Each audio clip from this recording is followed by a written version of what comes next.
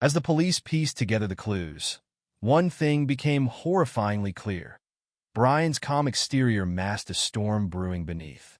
Whitney's journals, Adam's manipulations, and Brian's sudden disappearance all led to a single devastating conclusion.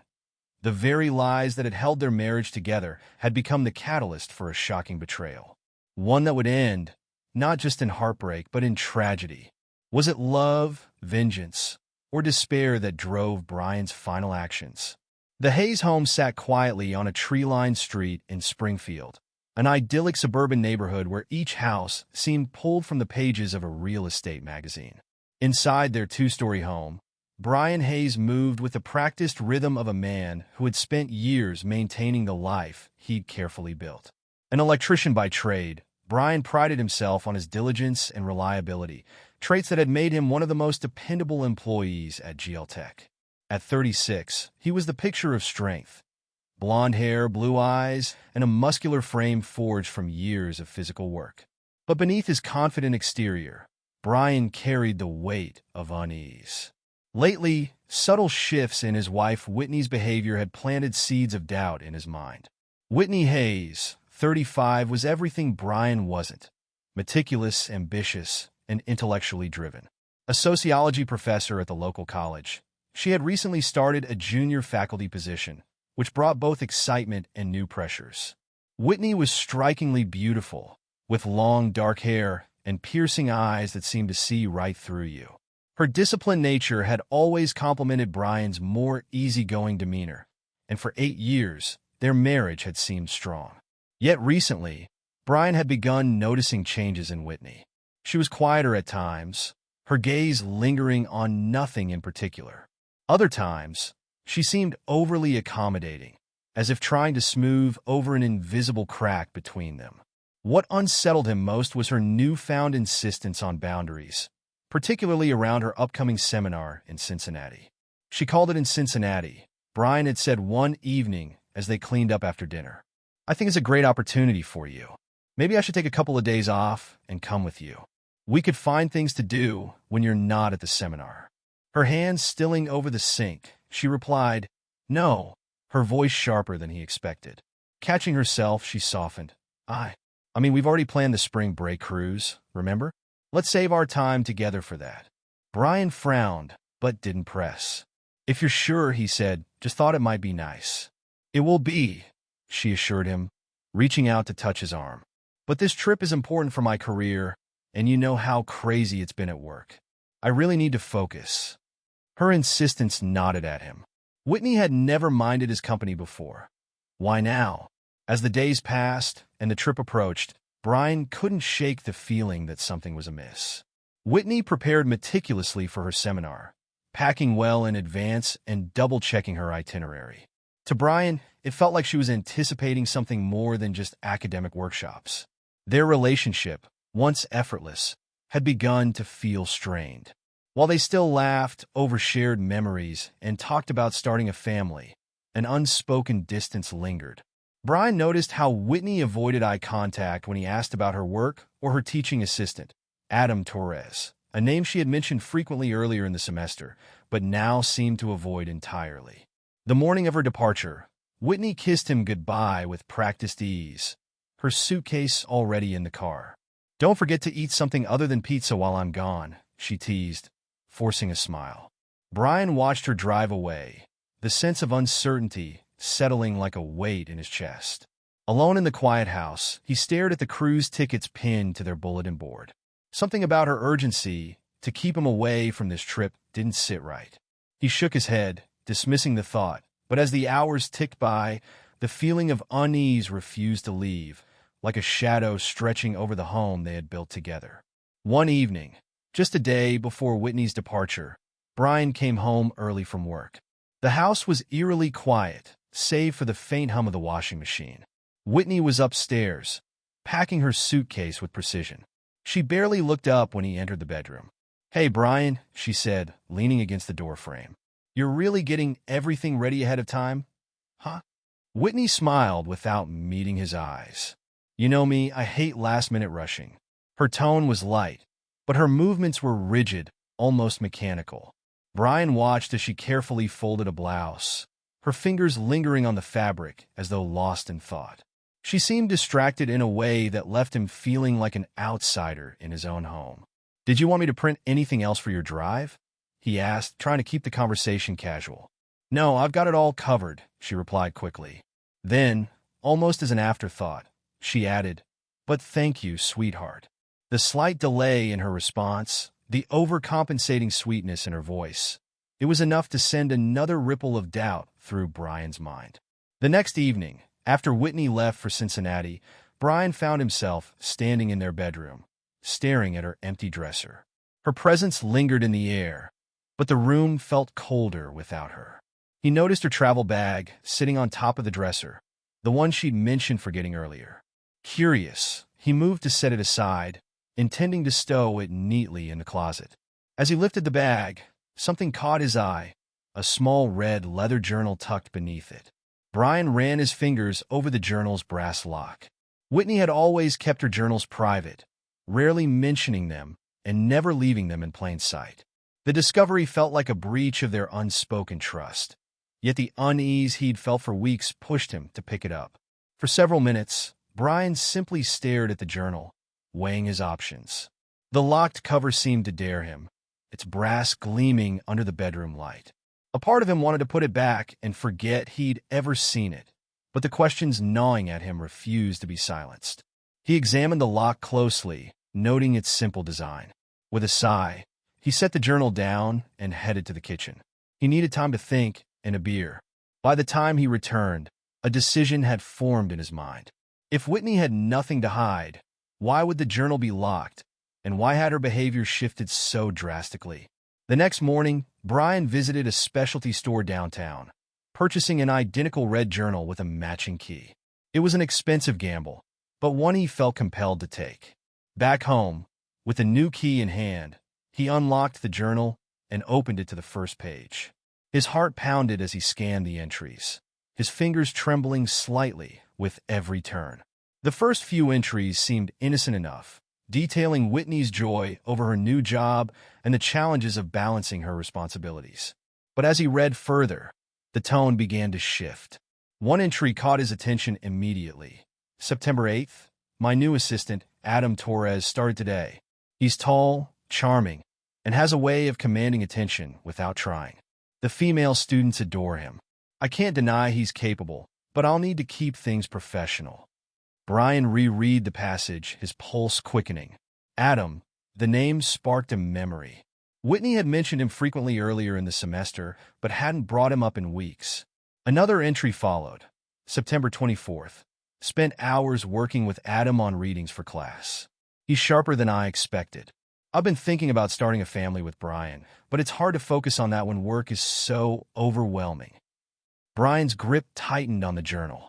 Whitney's handwriting grew more hurried in the following entries, the lines slanting sharply across the page.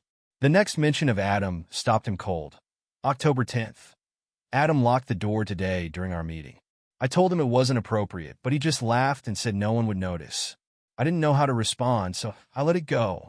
A knot formed in Brian's stomach as he read on. The tension between Whitney and Adam became palpable in her words, while she expressed guilt and uncertainty. There was an undeniable undercurrent of attraction. Each new revelation felt like a punch to the gut. Brian closed the journal abruptly, his breathing uneven. He stared at the locked cover, his mind racing. The doubts he tried to suppress were now glaring truths he couldn't ignore.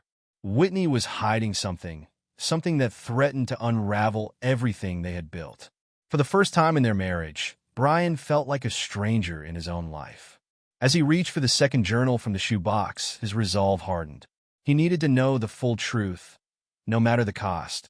Brian turned the page, his heart sinking as Whitney's words revealed a mind caught between temptation and guilt. At first, the entry showed only faint traces of her internal struggle, subtle hints that grew louder as time passed. "September 30th. Adam smiled at me during my lecture again. I frowned, hoping to discourage him, but he didn't look away. After class, he stayed behind to talk. His confidence is unnerving. It's like he knows exactly what he's doing. I told him I'm married, and he just grinned, saying, "Happily, I hope." I should feel insulted, but instead, I'm unsettled. The way Whitney's handwriting tilted slightly forward, her normally steady strokes faltering, mirrored her conflicted feelings. By early October, her words took on a more emotional tone, tinged with hesitation and self-reproach. October 16th. I shouldn't have let him close the door when Adam asked why I seemed distant lately. I laughed it off, but his eyes searched mine like he already knew. Then he hugged me too long, too tightly, and I didn't pull away fast enough. For a moment, I wondered what it would be like to let go, but the thought left me ashamed. This has to stop. I don't. Brian clenched his fists as he read, anger rising alongside an uncomfortable sadness. Whitney wasn't only battling Adam's advances, but her own faltering boundaries. The tone darkened as Adam's behavior grew bolder. October 20th. He locked the door again today, saying he needed privacy to discuss something important. When I asked him to leave it open, he smirked and ignored me. He leaned against my desk and told me I deserved better than Brian.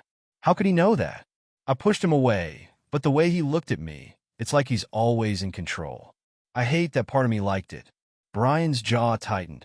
The casual dismissal of her protests infuriated him. Whitney's guilt was clear, but so was Adam's manipulative persistence. By November, her entries reflected a growing desperation to regain control. November 9th. Adam crossed another line today. I've tried to tell him we need distance, but he keeps finding reasons to stay close. When I told him this couldn't happen again, he laughed and said it already has. He's right. I can't undo what's been done, but I can end this. After the seminar, it's over. As Brian closed the journal, he felt the weight of Whitney's turmoil. Her guilt and Adam's relentless manipulation painted a picture of a relationship spiraling out of control, leaving Brian determined to uncover the truth behind her final plan. Brian sat in the dimly lit kitchen, the journal still on the table in front of him. Its words seared into his mind. The clock ticked loudly, a cruel reminder of the hours he had spent agonizing over the revelations. Anger chafed in his chest, mingling with a deep, hollow ache that threatened to consume him. For 8 years, he had trusted Whitney implicitly, and now that trust lay shattered. He gripped the edge of the table, his knuckles white, as a singular thought took root. He needed proof. The idea of contacting a private investigator wasn't one Brian reached lightly for. For hours, he debated pacing the living room with his phone in hand. A part of him wanted to confront Whitney directly, to demand answers. But what if she lied? What if she denied everything?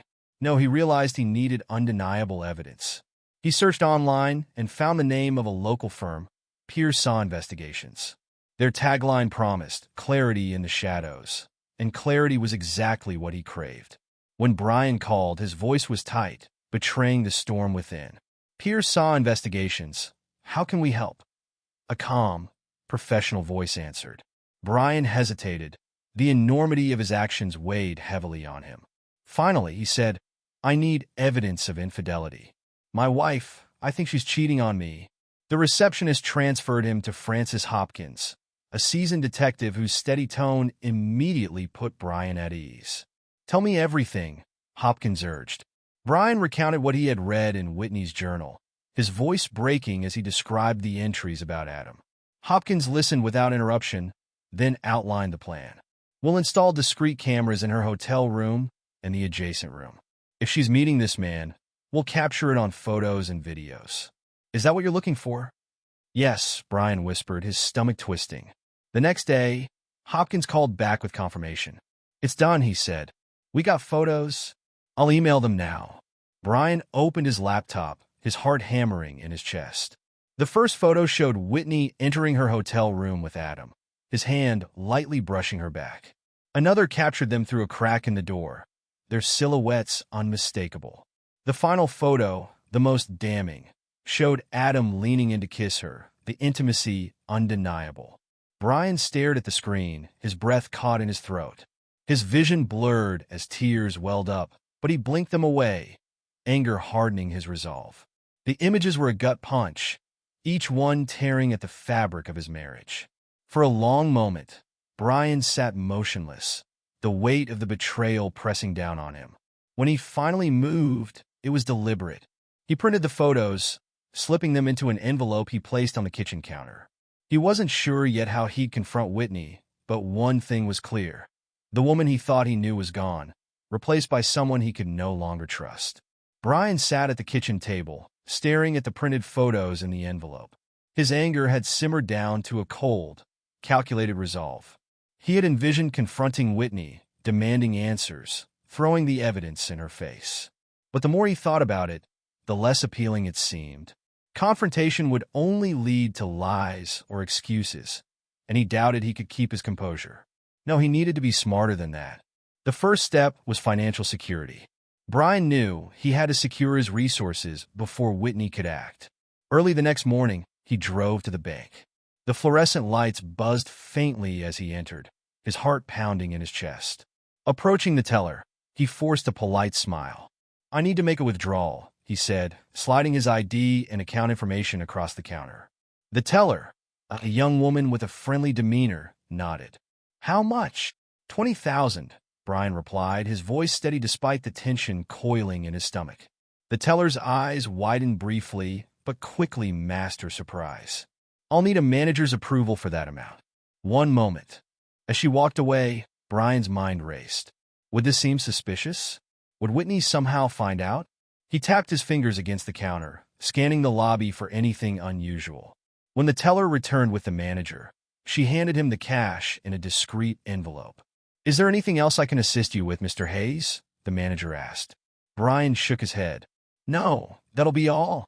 Thank you." Walking out of the bank, he exhaled deeply, his grip tightening around the envelope.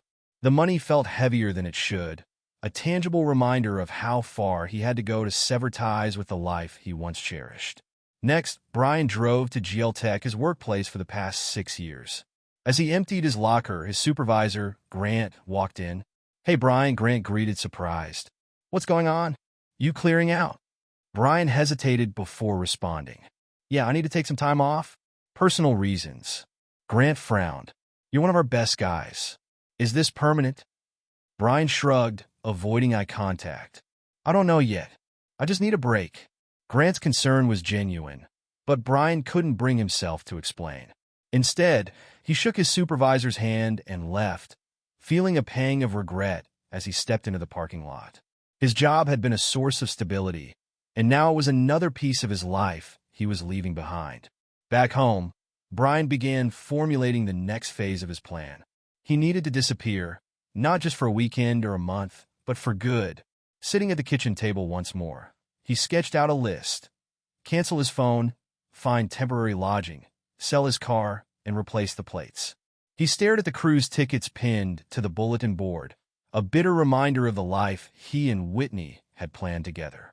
Tearing them down, he tossed them into the trash. The sound of crumpling paper echoed in the quiet room. As night fell, Brian sat in the living room, the envelope of photos still on the table. He had imagined leaving them there for Whitney to find, but even that felt too direct.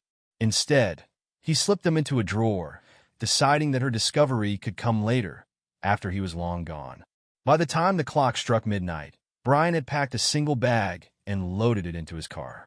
Driving away from the house, he didn't look back. This wasn't just an escape. It was the beginning of something new, untethered by betrayal. Whitney stepped through the front door. The familiar creak of the hinges echoed in the silence. She paused, letting her eyes adjust to the dim light filtering in from the kitchen. The house felt unnaturally still, as though it had been holding its breath in her absence. Normally, Brian would be here to greet her with a tired smile or a warm hug, but tonight the space was devoid of any signs of life. She set her suitcase down in the hallway and moved toward the kitchen, her heels clicking softly against the wooden floor. The faint smell of beer and pizza lingered, a stark contrast to the lavender-scented candle she often burned in their home.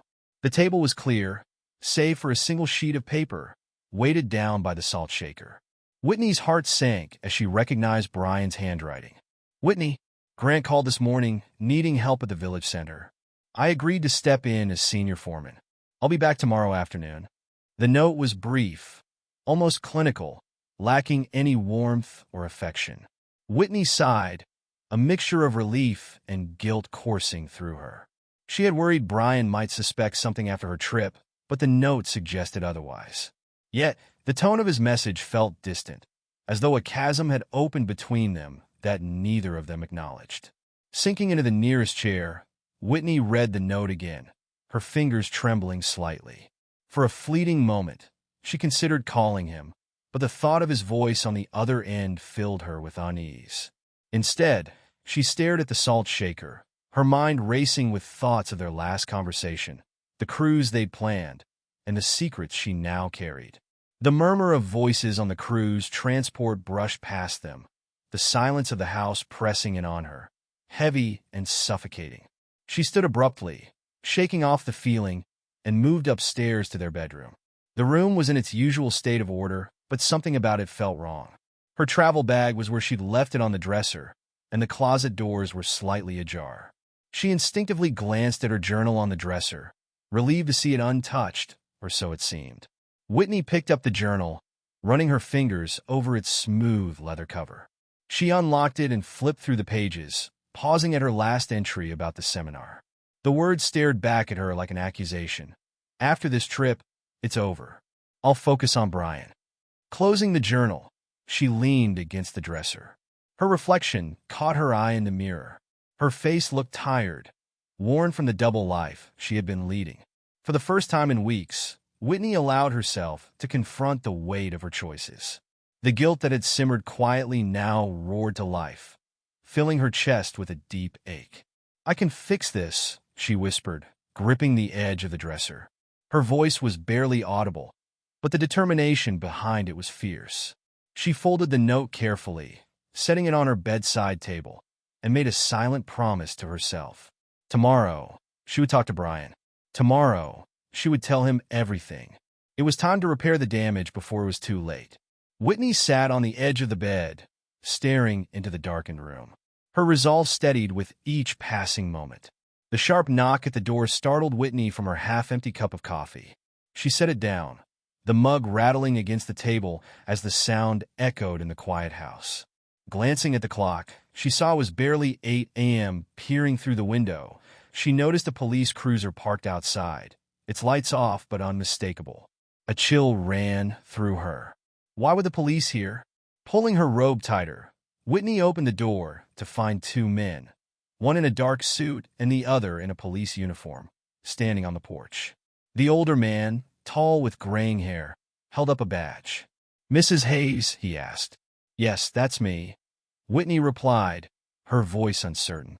"I'm Detective Valdez, and this is Officer Santos. May we come in?" Whitney hesitated, her heart pounding. "Is something wrong?" Valdez's expression was professional, but his tone softened. "We need to speak with you regarding Adam Torres." Inside, the air felt heavy as the detective sat at the kitchen table. Whitney clutched her mug, her knuckles whitening, as Valdez began. "SP, we regret to inform you that Adam Torres was found dead last night. His body was discovered at his residence around 7 p.m. Whitney froze, her thoughts colliding. Adam, dead. The shock was quickly replaced by a gnawing guilt. She felt her voice falter as she asked, "How? How did this happen?" Valdez studied her carefully. "That's what we're trying to determine. What we do know is that a call was made to report his murder. The call came from your husband's phone." The words hit her like a physical blow. "Brian," she whispered, "no, that's impossible. He wasn't even there." Santos spoke for the first time. "The phone was traced to Niagara Falls, Ontario, where we also found a discarded pistol matching the caliber of the bullets used in the attack. Witnesses near Adam's residence reported seeing a man matching your husband's description shortly before the estimated time of death." Whitney shook her head, her voice rising. "Brian would never do this. He didn't even know Adam." Valdez leaned forward, his tone calm but firm. "Are you sure? We found photographs near the body, photographs of you and Mr. Torres. They appear to have been taken recently." Whitney's hands trembled, and her face paled. The implication was suffocating, but she clung to her denial. "Brian wouldn't hurt anyone. You got it wrong. Someone must have stolen his phone or set him up." The detectives exchanged a glance, their skepticism palpable. Valdez stood, handing her a card. "If you think of anything, call us. But, Mrs. Hayes, if your husband contacts you, we strongly advise you to inform us immediately." As they left, Whitney sank into a chair, her mind spinning. The house felt emptier than ever, and for the first time, she questioned how well she truly knew Brian. At the edge of Niagara Falls, the mist hung in the air, shrouding the powerful cascade in a ghostly veil. Tourists had long since departed for the evening, leaving the area eerily quiet, except for the thunderous roar of the water. It was here, in the shadows of one of nature's most mesmerizing spectacles, that police discovered the remnants of Brian Hayes' life. A phone, its battery dead, rested in a trash bin near a parking lot. Beside it lay a worn leather wallet, stripped of its cash, but still holding Brian's ID and credit cards. A .25 caliber pistol, its serial number filed off, was tucked beneath the bin liner. Nearby, officers found license plates discarded in another bin, the jagged edges suggesting they had been hastily removed. Detective Valdez surveyed the scene, his brow furrowed. "He's either long gone or planning something bigger," he murmured to Officer Santos, who stood nearby taking notes. Santos glanced at the pistol. "Think he's still here? Or is this just a misdirection?" Valdez shook his head. "If he was going to jump, we'd have found him by now. My guess? He's planning to disappear. He left this stuff behind to buy himself time." The investigators considered other possibilities. Brian could have confronted Whitney, but decided against violence, leaving instead to start a new life. Alternatively, his actions might be a smokescreen, covering up a darker intent. Without a body or further evidence, they had nothing but theories. Back at the Hayes home, Whitney sat at the kitchen table, staring at the pile of journals she had retrieved from the dresser. Her fingers hesitated over the red leather covers, the brass locks gleaming under the overhead light. Taking a deep breath, she unlocked the nearest journal and began to read. The words blurred through her tears as she reached the final entries. Whitney's thoughts were raw, her turmoil evident in the haphazard handwriting. She read the same phrases over and over. "I hate what I've become. Brian deserves better. After the seminar, I'll end it. I'll focus on us." Whitney's hand trembled as she turned the pages, each one a knife twisting deeper into her heart. She could no longer deny her role in the unraveling of her marriage. It wasn't just Adam's persistence or Brian's distance. It was her choices, her failure to draw a line when it mattered.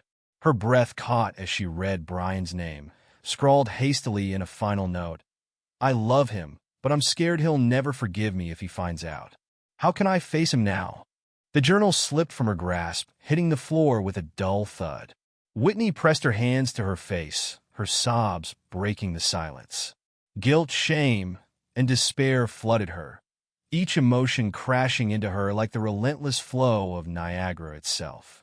She replayed the moments in her mind, the locked doors, the stolen glances, the excuses she told herself to justify crossing the line. "I ruined it," she whispered to the empty room. "I ruined everything." Abruptly, she stood, her chair screeching against the floor. Her reflection caught her eye in the window, disheveled, tear-streaked, unrecognizable. In a surge of anger, she swept the journals from the table, sending them scattering across the floor. The sound echoed, then faded into silence as the minutes passed. Her rage gave way to exhaustion. Whitney sank to the floor, clutching one of the journals to her chest. She sat there for hours, staring blankly at the wall, unable to move. Her mind replayed every misstep that had led to this moment. Eventually, the dawn's light began to filter through the curtains. Whitney dragged herself to her feet, her body heavy with regret. She returned the journals to the dresser and stared at her reflection in the mirror. Her voice was hoarse, but her words were firm. "I'll face whatever comes next. Next, I owe him that much." With her decision made, Whitney took a deep breath and walked toward the kitchen. The phone on the counter loomed, a connection to the husband she might never see again. She didn't know if Brian would ever forgive her or if she'd ever forgive herself, but she resolved to try. The search for Brian Hayes stretched across days, then weeks, yet yielded little more than unanswered questions. Niagara Falls remained the last confirmed trace of him. Surveillance footage showed his car entering the border checkpoint, but no record of it leaving. Local law enforcement scoured nearby motels, parks, and roadsides, but each lead ended in frustration. The discarded phone and wallet offered no insight into his plans, leaving investigators speculating whether he intended to vanish forever or if something more sinister had occurred. Detective Valdez reviewed the evidence again and again, muttering, "A man like Hayes doesn't just disappear." But with no fresh leads and dwindling resources, the case eventually stalled, fading into the background of other unresolved mysteries. Whitney sat in the stillness of the house, her once meticulous routines now replaced with a hollow aimlessness. Each room seemed to echo with memories of Brian. His laughter, his quiet moments of focus, even the slight creak of his footsteps on the stairs. The journals remained tucked away, but their contents haunted her. Every word she'd written now felt like a dagger aimed at the life they had built together. Her guilt was a constant weight. She avoided her colleagues and friends, unable to face their questions or pity. She found herself replaying conversations with Brian, searching for signs she might have missed, moments she could have handled differently. Their marriage, once a source of comfort and strength, now felt like a jagged wound. Whitney remembered how he had always been there for her, fixing the car, cooking her favorite meals, holding her when work became too much. But she had let him down in ways she couldn't undo. Some nights, Whitney imagined Brian was still out there, watching the same sunset from some distant place. Other nights, she feared the worst, the not knowing gnawing at her, a punishment she felt she deserved. She was left with silence, regret, and the faint hope that maybe one day Brian might resurface, if only to deliver the closure neither of them had found. Months passed, and the search for Brian Hayes came to a standstill. One evening, Whitney received a letter from Brian. The familiar handwriting brought tears to her eyes.